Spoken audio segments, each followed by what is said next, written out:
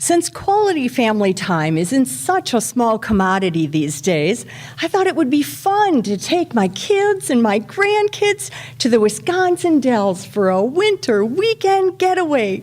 Yikes! Then the reality struck. I'd have to expose my scantily clad body in front of my loved ones.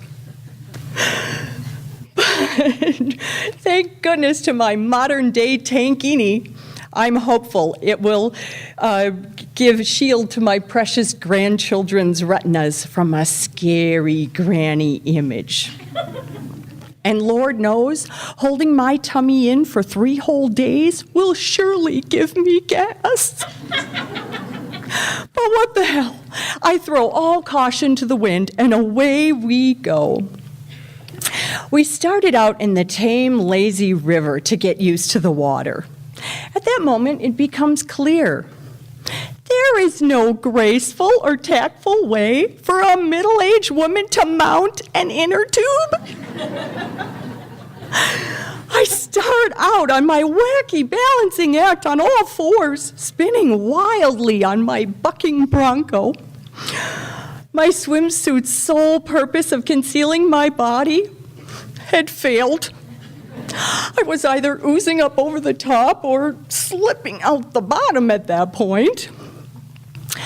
And all poise was relinquished when I realized my widest asset was sticking up like a beached whale.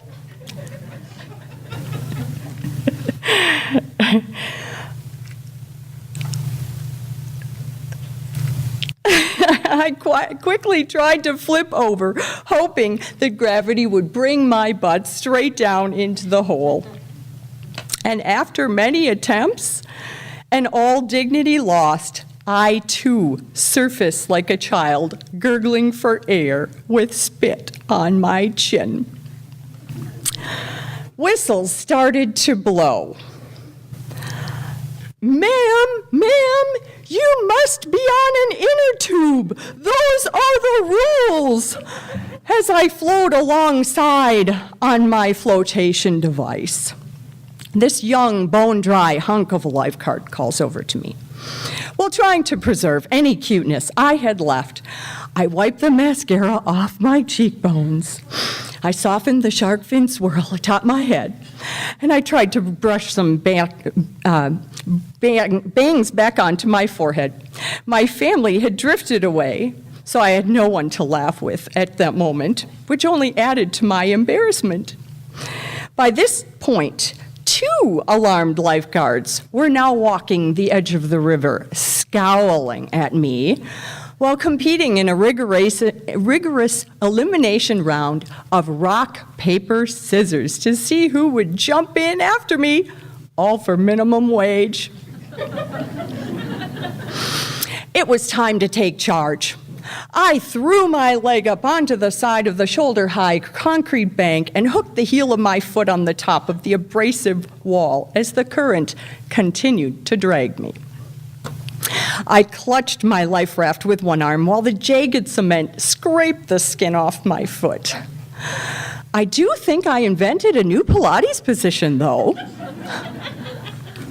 As my tube spun around, I became wedged in next to my relaxed kindergartner grandson, sprawled across his mode of transportation.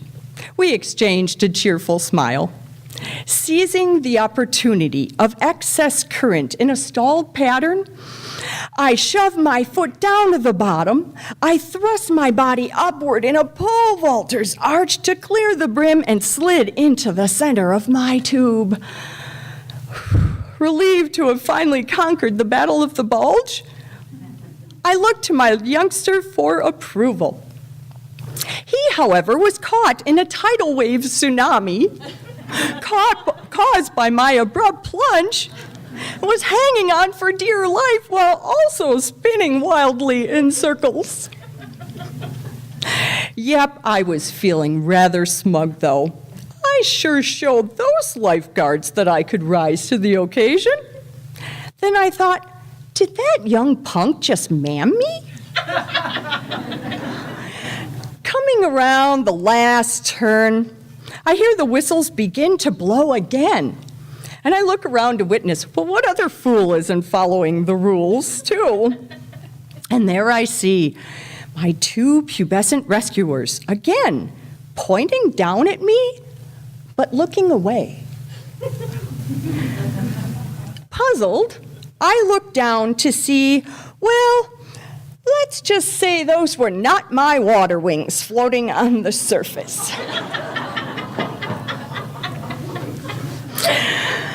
Yep, I can only say I am grateful. Due to the chill in the air, my pair looked perkier than ever before for their unplanned girls' night out.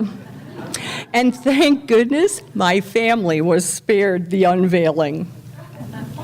Those two boys, however, they may never forget the swell they witnessed in the river of 2009.